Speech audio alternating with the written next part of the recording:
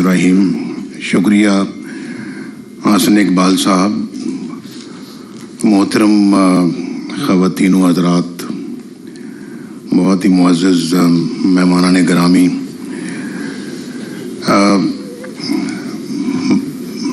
बड़ा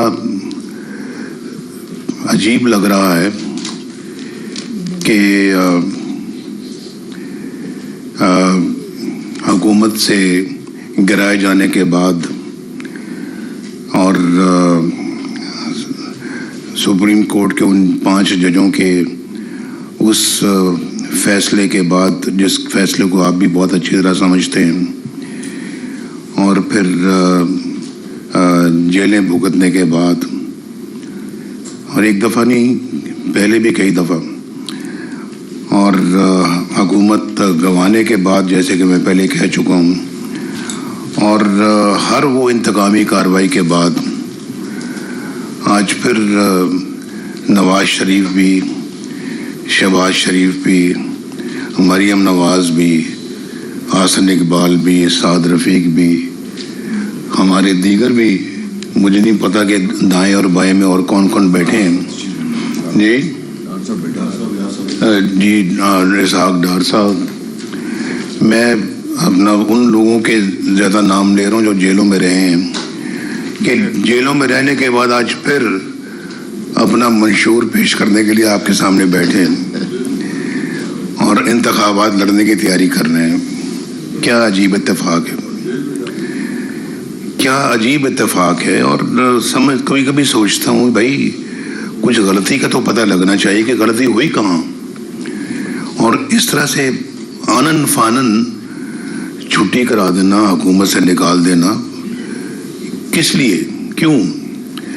अब मैं उस पर कोई किसी से गिला शिकवा नहीं करना चाहता, मैं कोई शिकायत लगाने के मूड में आज नहीं आया, मैं तो मुस्तकबिल की बात करने आया था। और ये मेरे पास चंद सफ़े थे जो मैं पढ़ना चाहता था, लेकिन आसन इकबाल साहब ने भी ज़ुबानी तकरीर की, फिर मोहतरम इरफान सदीकी साहब ने ज़ुबानी तकरीर की, जनाब सदर ने भी ज़ुबानी तकरीर की, तो फिर मेरा पढ़ना जो है वो कोई मकसद नहीं रखता था। मैंने कहा मैं भी जो कुछ बोल सकता हूँ ज़ुबानी बोलूँ। पता नहीं आपको मेरी बातें अच्छी लगेंगी या नहीं लगेंगी, बहरहाल मैं ज़ुबानी बोलने की कोशिश करता हूँ। तो मैं अगर जैसे कि पिछली हुकूमत में आपने जिस शख्स को देखा है, उनकी जगह मैं कभी भी वो कुछ ना करता जो उन्होंने किया, बिल्कुल ना करता। इसकी एक मिसाल मौजूद है। उससे पहले पीपल्स पार्टी की गवर्नमेंट भी थी एक दफ़ा, 2008 से लेके 2013 तक। हमारे बड़े इश्यूज थे उनके साथ, जजों की बहाली का इशू था और कई इम्पोर्टेंट इशू था जिस पे हमने दस्तखत किए थे। उसमें से एक और भी बड़ा इम्पोर्टेंट इशू था, वो चार्टर ऑफ डेमोक्रेसी था, जिस पे हमने सब ने दस्तखत किए, उस शख्स ने भी जिसने जो पिछली 2000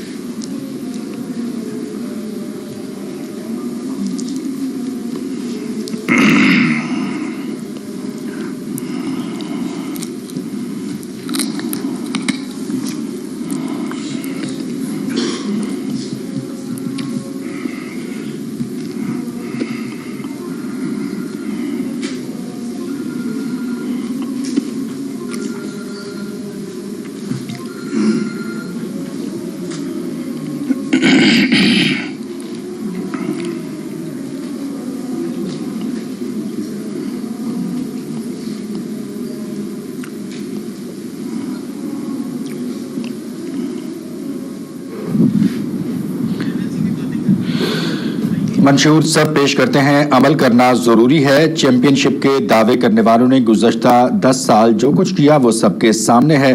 ہمارا منشور یکجہتی اور یگانگت پیدا کرنے کا ہے۔ ہمارے منشور سے ملک میں معاشی ترقی اور خوشحالی آئے گی۔ پاکستان مسلم لیگ نون کے قائد محمد مشکل سے نکالو یہ ملک بچا لو، مشکل سے نکالو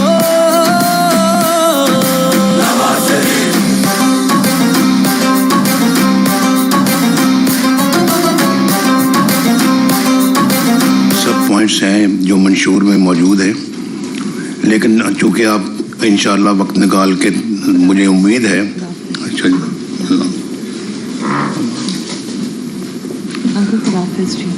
سوری جی، میرے ایبٹ آباد میں جلسہ ہے تو آئی ہیو ٹو لیو۔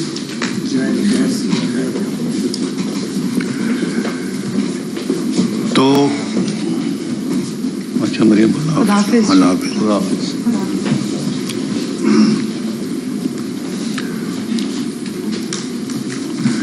تو میں عرض یہ کر رہا تھا کہ اس میں منشور موجود ہے، لیکن آپ پڑھنے لکھنے والے لوگ ہیں، مجھے امید ہے کہ آپ منشور پڑھیں گے۔ منشور ماشاءاللہ بڑی محنت سے تیار ہوا ہے، جس کے لیے میں محترم عرفان صدیقی صاحب کو اور مریم اورنگزیب کو اور جن لوگوں نے بھی اس میں حصہ ڈالا ہے، دل کی گہرائیوں سے میں ان کو مبارکباد پیش کرتا ہوں۔ اور بہت محنت کے ساتھ یہ منشور بنایا گیا ہے، پھر لکھا گیا ہے اور پرنٹ کیا گیا ہے۔ اس کو آپ ضرور پڑھیں، اور ہمارا پورا ارادہ ہے کہ اگر حکومت میں آنے کا اللہ تعالیٰ نے ہمیں موقع دیا تو اس پہ عمل پوری طرح سے کریں گے انشاءاللہ۔ تو میں تھوڑا سا منشور سے ہٹ کے کچھ باتیں کروں گا، 2-4 باتیں، یہ لمبی تقریر کا ارادہ نہیں ہے میرا۔ تو میں مثال دے رہا تھا کہ اس سے پہلے ایک مثال یہ تھی کہ 2008 سے لے کے 2013 تک پیپلز پارٹی کی گورنمنٹ تھی، بڑے ہمارے ان کے ساتھ معاملات تھے۔ چارٹر آف ڈیموکریسی کی بات کر چکا ہوں، ججوں کی بحالی کی بات کر چکا ہوں۔ وعدہ کرنے کے باوجود انہوں نے اس کو پورا نہیں کیا، جب تک ہمیں لانگ مارچ کرنا پڑا۔ آپ کو یاد ہوگا کہ لانگ مارچ جیسے گجرانوالہ پہنچا تو بحالی کی جو خبر آ گئی، شہباز صاحب کی گورنمنٹ جو ہے نا وہ اس وقت انہوں نے توڑ دی تھی، یہاں گورنر رول لگا ہوا تھا۔ وہاں پہنچا تو جب ہم نے کہا، اس وقت اعتزاز احسن صاحب بھی میرے ساتھ جا رہے تھے، تو ہم نے باہمی طور پہ طے کیا کہ ہم لاہور واپس چلتے ہیں، کیونکہ جس مقصد کے لیے آئے تھے وہ تو گجرانوالہ پہنچ کے پورا ہو گیا۔ جج بحال ہو گئے۔ لوگوں نے مجھے کہا جی کہ آپ لانگ مارچ کو لے کے جائیں اسلام آباد۔ میں نے کہا کیوں؟ کہ شہباز صاحب کی گورنمنٹ نہیں آپ نے بحال کروانی۔ میں نے کہا وہ تو میرا مقصد نہیں تھا یہاں لانگ مارچ کا، وہ تو اپنا ایک علیحدہ ایشو ہے، اس کے لیے ہم اپنی جدوجہد کریں گے، اور لیکن ہم اپنا اس کے لیے اسلام آباد ہم نہیں جائیں گے، لانگ مارچ کی شکل میں ہم وہاں نہیں جائیں گے۔ اصول تھا، ہم اپنے اصول پہ ہم نے عمل کیا۔ چارٹر آف ڈیموکریسی کی بہت خلاف ورزیاں ہو رہی تھیں، ہم نے اس کو بھی برداشت کیا۔ ایک بہت نامور صحافی ہیں کراچی سے، انہیں مجھے ٹیلی ویژن کے اوپر جو ہے نا وہ لائن پہ لیا۔ میں اس وقت ٹریول کر رہا تھا اسلام آباد سے لاہور، بارش ہو رہی تھی، رات کا وقت تھا۔ مجھے کہنے لگے جی کہ آپ اب اس حکومت کے خلاف کب لانگ مارچ کریں گے؟ اس حکومت نے تو پاکستان کا بہت برا حال کر دیا، تو کب لانگ مارچ کریں گے، کب اس کو ختم کریں گے؟ میں نے کہا میں اپوزیشن لیڈر ہوں، میں نے کبھی نہیں کہا کہ میں اس حکومت کو ختم کرنے کے لانگ مارچ کروں گا، تو میں کیوں لانگ مارچ کروں؟ میرے منشور میں نہیں ہے اس طرح لانگ مارچ کر کے حکومتوں کو ختم کرنا۔ اور آپ جانتے ہیں ہم نے پورا موقع دیا، وقت دیا، حکومت نے اپنی مدت مکمل کی۔ جب مکمل کی تو میں گیا محترم زرداری صاحب کے پاس، صدر تھے پاکستان کے۔ میں نے کہا آپ کے 6 مہینے اور ہیں، آپ ہمارے صدر ہیں زرداری صاحب، ہم الیکشن ہو گئے، ہم جیت گئے ہیں، تو میں جناب آپ صدر ہیں، ہم آپ کی اسی طرح سے عزت کریں گے جیسے ایک ہیڈ آف دا اسٹیٹ کی عزت کی جاتی ہے۔ ہم نے ایک اچھی روایت ڈالی اور پھر آپ جانتے ہیں جی کہ ہم نے اس حکومت میں مل کر عمران خان صاحب کے دھرنوں کا مقابلہ کیا. پارلیمنٹ یکجان ہو کے اس کے خلاف کھڑی ہو گئی. اب مجھے بتائیں کہ یہ کہاں کی ڈیموکریسی اور کہاں کی سیاست ہے؟ ادھر سے حکومت ایک مینڈیٹ لے کے آتی ہے تو ادھر سے آپ اس کے خلاف دھرنے شروع کر دیں اور آپ یہ زبان استعمال کریں کہ وزیر اعظم کو ہم وزیر اعظم ہاؤس سے اس گردن میں رسا ڈال کے کھینچ کر لے کے آئیں گے. اور کہاں لکھا ہوا تھا کہ آپ محترم قبلہ حضور طاہر القادری صاحب کے ساتھ آپ اپنا جو ہے نا وہ کریں گے، جو ہے وہ کیا کہتے ہیں اس کو، اشتراک کریں گے، گٹھ جوڑ کریں گے، اشتراک کریں گے اور ان کے ساتھ آپ اپنا جو ہے وہ لانگ مارچ کریں گے. کیا واسطہ طاہر القادری صاحب کا پاکستان کے ساتھ؟ وہ کون ہے پاکستان کی سیاست کے؟ ان کے ساتھ آپ گٹھ جوڑ کر رہے ہیں اور بھی افراد اور عناصر بیچ میں ملے ہوئے تھے. ابھی گورنمنٹ بنتی ہے، الیکشن ہوتے ہیں، آپ 35 فنکشنوں کی بات کرتے ہیں. وہ سپریم کورٹ کے چیف جسٹس نے جو کہ بہترین چیف جسٹس تھے، میں دل سے ان کی بہت عزت کرتا ہوں، انہوں نے ناصر الملک، اور انہوں نے یہ فیصلہ سنا کہ کوئی 35 فنکشن والی کام بات نہیں ہے، کچھ نہیں ہے، سب الیکشن فیئر ہوئے ہیں. اور میں جا رہا ہوں بھائی آپ کے پاس وہاں پہ بنی گالا میں بطور وزیر اعظم بنی گالا جا رہا ہوں، آپ کے ساتھ آپ کے گھر میں جا رہا ہوں. میں یہ بھی کہہ سکتا کہ میں نہیں آتا، آپ آئیں. میں تو پاکستان کی خاطر گیا تھا ان کے پاس کہ بیٹھیں آپ بات کریں، کیا آپ چاہتے کیا ہیں؟ کچھ بھی نہیں چاہتے. بعد میں پتہ لگا جی کہ سڑک بنی گالا سے بنا دیں آپ، اسلام آباد سے بنی گالا تک. ہم نے بنا دی سڑک وہ. تو اگر یہی بات تھی تو پہلے کہہ دیتے اور ہم پہلے کام یہ کر دیتے. اتنا انتظار کروانے کی ہمیں بھی اور خود بھی انتظار کرنے کی کیا ضرورت تھی؟ تو مجھے بھی بلانے کی کیا ضرورت تھی؟ یہ کام پہلے ہی ہو سکتا تھا. بہرحال میں کہنا یہ چاہتا ہوں کہ یہ کہاں، یہ ابھی شہباز صاحب کہہ رہے تھے نا کہ عمل تو عمل کرنا چاہیے. عمل تو دور کی بات ہے بھائی، کچھ لوگوں کے پاس تو منشور ہی نہیں ہے. ان کا منشور یہی ہے کہ اس طرح کے کام کرنے ہیں، دھرنے کرنے ہیں، احتجاج کرنا. ادھر سے چائنیز پریزیڈنٹ آ رہا ہے، ادھر سے دھرنے ہو رہے ہیں. وہ ایک دفعہ نہیں 2 دفعہ اپنا پروگرام ملتوی کر بیٹھے وہ پاکستان آنے کا. بھائی ابھی ہمارے خلاف یہ سب کچھ ہوا ہے. کل کو اللہ تعالیٰ ہمیں جو ہے نا وہ اگر موقع دیتا ہے، ہم اپنا وہی کریں گے جو ہمارے منشور میں لکھا ہوگا.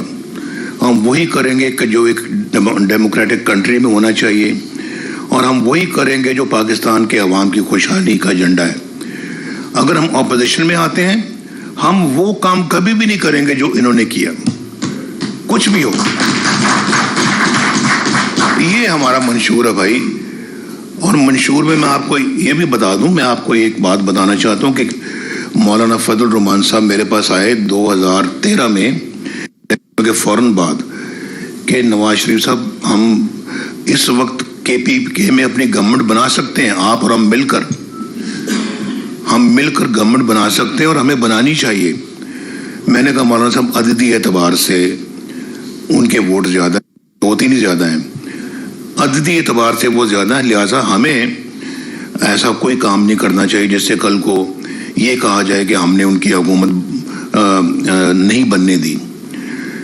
انہوں نے میری بات مان لی، ان کی بڑی مہربانی، بہت ان کا شکریہ. لیکن 2018 میں پنجاب کے اندر مکمل طور کے اوپر مسلم لیگ نون نمبر 1 پارٹی تھی، لیڈنگ پارٹی تھی. اور پھر وہاں پہ مرکز میں جس طرح سے جو آپ کو پتہ ہے، میں اس بحث میں اب نہیں جانا چاہتا آج کے دن کہ کس طرح سے RTS بند ہوا اور کیا ہوا. وہ نہ ہوتا تو مرکز میں بھی یقیناً گورنمنٹ پاکستان مسلم لیگ نون کی بنتی. لیکن پنجاب میں اس کے بعد ہیلی کاپٹر اڑے، انہوں نے جہاز اڑائے، کیا کچھ نہیں کیا.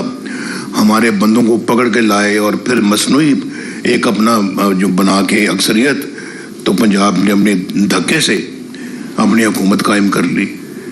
یہ منشور ہمارا نہیں ہے بھائی, یہ کسی اور کا ہو سکتا ہے, ہمارا نہیں. تو میں آپ سے یہ کہنا چاہ رہا ہوں کہ اس وقت ملک بہت زیادہ مسائل میں گھرا ہوا ہے, اور ہم اپنا جو ہے اس ملک کو ان تمام مسائل سے باہر نکالنا چاہتے ہیں. اور یہ اگر اللہ تعالیٰ نے ہمیں یہ ذمہ داری دی تو یقیناً سب سے زیادہ یہ ہم ان چیزوں کی طرف توجہ دیں گے. تو میں یہ کہہ رہا ہوں جی کہ یہ ہمارے پاکستان کے اندر سب سے بڑا مسئلہ اکانومی کا ہے اور مہنگائی اس سے ریلیٹڈ ہے. آپ جانتے ہیں کہ میں وزیر اعظم بنا تھا 2013 میں, تو سب سے پہلے چند دنوں میں میں پنڈی میں آپ پارا مارکیٹ پہ گیا. میں گیا دکانداروں کے جا کے پوچھا, میں نے کہا یہ سبزی کا کیا بھاؤ ہے.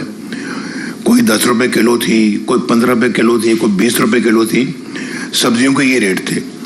اگر مجھے وہ غریب کا, پاکستان کے مزدور طبقہ کا اگر درد نہ ہوتا تو مجھے کیا ضرورت تھی وہاں پہ جانے کی.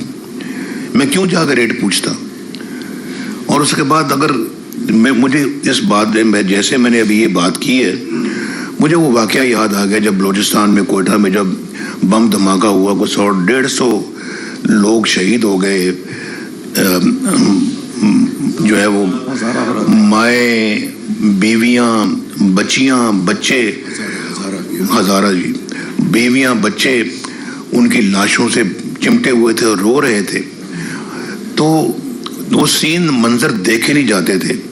شاید میرے خیال میں نے وہ منظر یا جیل میں دیکھا تھا یا لندن میں نے دیکھا تھا. میرے خیال موسٹ پرابلی میں نے جیل میں دیکھا ہوگا. تو وہ بیچاری لڑکی کہہ رہی تھی کہ میں نے خود سنا اس کو, وہ اس جیل میں مجھے ملا ہوا تھا ٹیلی ویژن جو صرف پی ٹی وی کا تھا, اور پی ٹی وی کا بھی وہ تھا وہ جو دکھاتے ہیں وہ جو کلچرل پروگرام, خبریں سنانے والا نہیں, ہوم, تاکہ نواز شریف کو یہ نہ پتہ لگ سکے کہ ملک میں کیا ہو رہا ہے. اس سے مجھے اور پیچھے جاؤں گا تو وہ ماشاء اللہ 1999 بھی یاد آ جاتا ہے, لیکن میں اب اس کی بات کرنا نہیں چاہتا. تو میں اپنے اوپر ذرا ضبط کر رہا ہوں, صبر سے کام لے رہا ہوں, اور میں اس کی بات ابھی اس وقت نہیں کرنا چاہتا. تو وہ مجھے اپنا ٹی وی سے پتہ لگا کہ وہ کس طرح سے وہ لڑکی کہہ رہی ہے کہ بھائی عمران وزیر اعظم آپ آ جائیں ہمارے پاس, ہم آپ کا انتظار کر رہے ہیں. آنکھوں میں آنسو, رو رہی ہے. چھوٹی بچی تھی, کو میں خیال 8-9 سال کی ہوگی. تو اس کو دیکھ کے وہ رو رہی تھی, ہمیں دیکھ کے رونا آ رہا تھا. اور اس کے بعد عمران خان کا اسٹیٹمنٹ آتا ہے کہ مجھے یہ سب بلیک میلنگ ہے, میں کسی بلیک میلنگ میں نہیں آؤں گا. 150 بندہ شہید ہو گیا ہے, ان کی بچیاں کیا آپ کو بلیک میل کر رہی ہیں؟ چھوٹی چھوٹی بچیاں جن کے گھروں میں کوئی روٹی بھی ہے یا نہیں ہے, وہ آپ کو بلیک میل کر رہی ہیں. یہ دل جس سیاستدان کے سینے میں ہوگا, اس کو پاکستان اور پاکستان کے عوام کی ترقی سے کیا غرض؟ تو ہم نے تو بھائی یہ کام آج سے نہیں کیا, ہم تو 1990 سے شروع ہوئے ہیں. اور 1990 سے جس انداز میں ہم نے یہ کام شروع کیا تھا, اگر ہمیں بغیر انٹرپشن کے کام کرنے دیا جاتا, یہ آج ملک کی شکل کچھ اور ہوتی. یہ ملک تو دنیا کے اندر ایک بہترین مقام حاصل کر چکا ہوتا. دکھ مجھے اس بات کا کہ ہم بہت پیچھے رہ گئے ہیں. اور آج 2013 میں لوگ مجھے کہتے تھے کہ آپ خوش نظر نہیں آتے, وزیر اعظم تو آپ بن گئے ہیں. ہمیں خوش میں میڈیا پہ یہ میں نے باتیں سنی ہوئی ہیں کہ نواز شریف کے چہرے پہ کوئی ہنسی نہیں آ رہی, کوئی مسکراہٹ نہیں ہے. بھائی لوگ اگر تنگ ہیں بجلی سے, 18 گھنٹے کی لوڈ شیڈنگ ہے, پاکستان کے اندر حالات, اکنامک حالات ٹھیک نہیں ہیں, ملک جو ہے نا وہ ڈیفالٹ کے دھانے پہ کھڑا ہے, اور ہم اپنا فیٹف لے لیا. فیٹف کے اندر ہم گرے میں تھے اور بلیک لسٹ ہونے کا ہمیں خدشہ تھا, جس کو کہ ہم بعد میں وائٹ پہ لے کے آئے, ہم لے کے آئے اللہ کے فضل سے. تو ایسے میں کون سا وزیر اعظم ہے جو مسکرائے گا اور ہنسے گا؟ ذرا مجھے بتائیں آپ.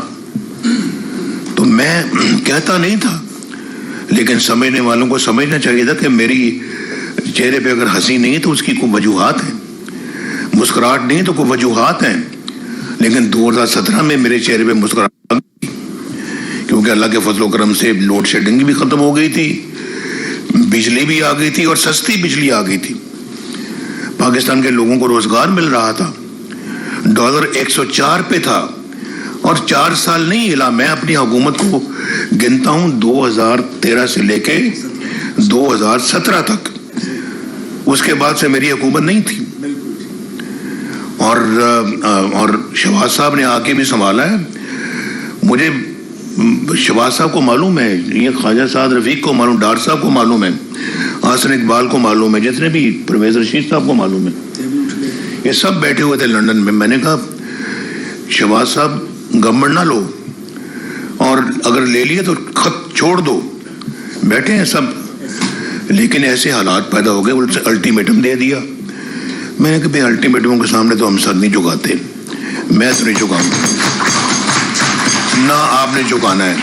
شہباز صاحب کی تقریر تیار تھی, رات کو انہوں نے سٹیپ ڈاؤن کرنا تھا اور بالکل تیار, 4 گھنٹے رہ گئے تھے, الٹیمیٹم آ گیا. میں نے خود کہا ان کو اب نہیں چھوڑنا آپ نے, اب رہیں آپ, مقابلہ کریں. تو ملک ویسے ڈیفالٹ کی سچویشن پہ آ گیا. تو میں نے کہا کچھ بھی ہو اب ہم اپنا جو ہے نا وہ نہیں کریں گے. اب اس کو پہلے الٹیمیٹم کی قیمت کا پتہ لگ جائے, اس کے بعد پھر ہم اپنا اگلا کام کریں گے.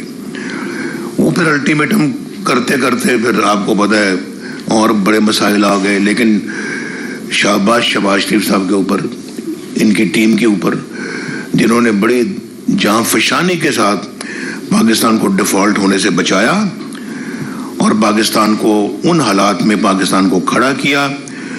لیکن اس کی پرائس ہے جو ہم نے پے کی ہے پرائس, اور میں وہ ہمارا پولیٹیکل کیپٹل برن کیا اپنا, ہم نے اپنے ہاتھوں سے اس کو جلایا.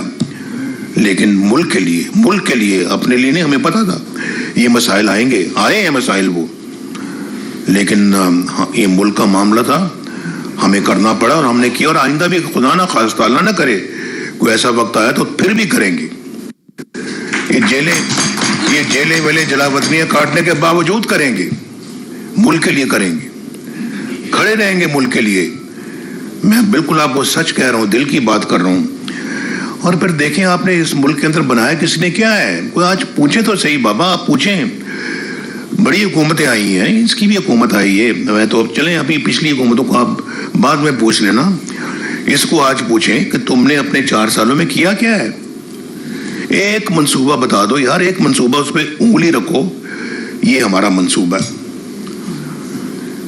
کیا منصوبہ؟ آپ نے مہنگائی کر کے غریب کی کمر توڑ دی, بجلی آپ نے مہنگی کر دی. میرے زمانے میں تو کوئی مہنگائی نہیں تھی, جب 2017 میں کوئی مہنگائی نہیں تھی. مہنگائی بعد میں ہوئی ہے, ان کے 4 سالوں میں ہوئی ہے. یہ سب کو سمجھنا چاہیے, اس بات کو سمجھنا چاہیے. میں کل کسانوں کو بھی کہہ رہا تھا, میں نے کہا میرے زمانے میں جو 2,500 روپے تھی اپنا کھاد, یہ 1,400 روپے کھاد تھی, 2,500 روپے ڈی اے پی تھی, اور ٹریکٹر 9 لاکھ روپے کا تھا, 9 لاکھ روپے کا. آج 38 لاکھ روپے کا. پہلے تو آپ چھوٹی سزوکی گاڑی بھی خرید لیتے تھے, ہونڈا بھی خرید لیتے تھے, یہ ٹویوٹا بھی خرید لیتے تھے. آج کتنے لوگ خرید سکتے ہیں آج ہونڈا اور یہ ٹویوٹا اور دوسری گاڑیاں؟ کوئی, بڑے کم رہ گئے ہیں. جو میرے زمانے میں 20-20 لاکھ روپے کی جو گاڑیاں تھیں آج 1-1 کروڑ کے قریب پہنچ گئی ہیں. غریب آدمی, میں دیکھ رہا ہوتا ہوں کئی بیچارے موٹر سائیکل پہ جا رہے ہوتے ہیں, آگے بھی ایک بچہ بیٹھا ہوتا ہے, بندہ گاڑی جو موٹر سائیکل چلا رہا ہوتا ہے, اس کے بعد اس کے پیچھے اس کی بیگم ہوتی ہے, بیگم کے پیچھے 2 بچے بیٹھے ہوتے ہیں, بیچ میں ایک آدھ اور بھی ہوتا ہے. بھائی لوگ کہتے ہیں یہ کیا, کئی لوگ کہتے ہیں انہوں نے کیا پورا خاندان بٹھایا ہوا ہے, کیا ضرورت ہے ان کو ایسا کرنے کی.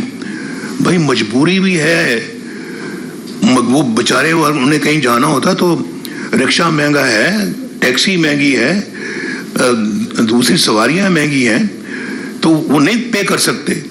کسی ضروری جانا پڑتا ہے تو بچوں کو ساتھ, چھوٹے بچے تو ساتھ لے کر جانا پڑتا ہے, اور کوئی سواری نہیں ہے. آپ یقین کریں کہ اگر وہ دن رہتے 1990 سے آگے, وہ دن رہتے, خلل نہ آتا, 2018-17 والی وہ یہ پاکستان کے ساتھ حادثہ نہ ہوتا, آج ان لوگوں کے پاس موٹر سائیکل گاڑیاں ہوتی, روزگار ہوتا ان کے ہاتھ میں, یہ بجلی اتنی مہنگی نہ ہوتی, بلکہ ہوتی ہی نہ. ہمارے زمانے میں تو کوئی بجلی کی شکایت نہیں تھی, 2017 میں کوئی شکایت نہیں تھی, لوگ خوش تھے کہ فیکٹریاں بھی چل پڑی ہیں, گھروں میں بھی بجلی آ رہی ہے, چولہے بھی جل رہے ہیں, کھانا بھی پک رہا ہے, سب کچھ ٹھیک ہے, اور ہم خوش تھے کہ ہم نے قوم کی خدمت کی. تو کیا کیا انہوں نے؟ ہماری موٹر ویز کے اوپر تو صرف کاریں نہیں چلتی, صرف ایئر فورس کے جہاز اترتے ہیں اور ٹیک آف کرتے ہیں. ایسے ہی انہوں نے رولا ڈالا ہوا ہے, بیکار کا, لوگوں کو بے وقوف بنایا ہوا ہے, اور چند لوگ ہمارے بیوقوف بھی بن جاتے ہیں آسانی کے ساتھ, اور سب سے زیادہ آسانی کے ساتھ ہمارے چند لوگ, میں سب کی بات نہیں کرتا, خیبر پختونخوا کے بنتے ہیں. یہ بیماری ادھر سے آئی ہے, اور ان کو سمجھنا چاہیے کہ انہوں نے کس طرح کا بندہ جو ہے وہ اس کو موقع دیا. ہم نے تو مولانا فضل الرحمان کے ساتھ کہا مل کے کہ ہم نہیں بھائی, ہم نہیں بناتے. میرا خیال ہے کہ وہ شاید ممکن ہے, مجھے آج لگتا ہے کہ جیسے وہ ہم نے غلط فیصلہ کیا تھا, آنے ہی نہیں دینا چاہیے تھا, نہ ہوتا بانس نہ بانسری بنتی. تو حضور میرا ہمارا منشور یہی جو آپ نے میری زبان سے سنا ہے, اور اگر موقع دے گا اللہ, ان نوجوانوں کی خدمت کریں گے, اپنی خواتین بہنوں کی, بچیوں کی خدمت کریں گے, ایجوکیشن میں خدمت کریں گے, ہیلتھ میں خدمت کریں گے, اور پاکستان کو کوشش کریں گے بھائی, پوری کوشش کریں گے. انہوں نے بڑے دعوے کیے ہوئے ہیں منشور میں کہ ہم اپنا انفلیشن کو لے آئیں گے 40% سے 20%, اگلے سال اس سے بعد 10%. کوشش کریں گے انشاءاللہ, اور ہم سب مل کے کوشش, میں اکیلا اپنی بات نہیں کرتا, ہم مل کے کوشش کریں گے. یہ بھائی ماشاءاللہ میرا بڑا اچھا بھائی, اس نے ہمیشہ بہت عمدہ کام کیے, اور لاہور میں میٹرو بس, ملتان میں میٹرو بس, اسلام آباد میں میٹرو بس, ان سے ایک نہیں بن سکی وہاں پہ. پشاور میں وہ بھی جو میٹرو بس بنی وہ آپ کے سامنے ہے. اورنج لائن آپ نے دیکھی یہاں پہ ماشاءاللہ. یہ اورنج لائنیں آج پنجاب کے اور پاکستان کے ہر شہر میں ہوتی اگر یہ خلل نہ پڑتا. ہم نے خود اپنے پاؤں پہ کلہاڑی ماری ہے, خود ماری ہے. یہ میرے دوست بیٹھے ہوئے ہیں فرنٹ لائن میں, یہ سب میری باتوں کو سن دل میں کہتے ہوں گے نواز شریف کہہ ٹھیک رہا. میرا دل مان رہا ہے کہ آپ یہ کہہ رہے ہوں گے, اور جو ٹی وی پہ مجھے سن رہے ہیں وہ بھی یہی کہہ رہے ہوں گے کہ گل ٹھیک کر رہے ہیں. بس اگر یہ کہہ رہے ہیں کہ گل ٹھیک کر رہے ہیں تو بس ستے خیر ہیں جی. Thank you very much. اللہ حافظ. منشور صاحب پیش کرتے ہیں, عمل کوئی کرتا ہے, چیمپئن شپ کے دعوے کرنے والوں نے جو گزشتہ 10 سال کیا وہ سب کے سامنے ہے. ہمارا منشور یکجہتی اور یگانگت پیدا کرنے, معاشرت میں خوشحالی کا منشور ہے. ہم نے یہ منشور محنت سے تیار کیا ہے. میثاق ہفتوں سے انہوں نے سورج نہیں دیکھا. والے بتا رہے تھے کہ کئی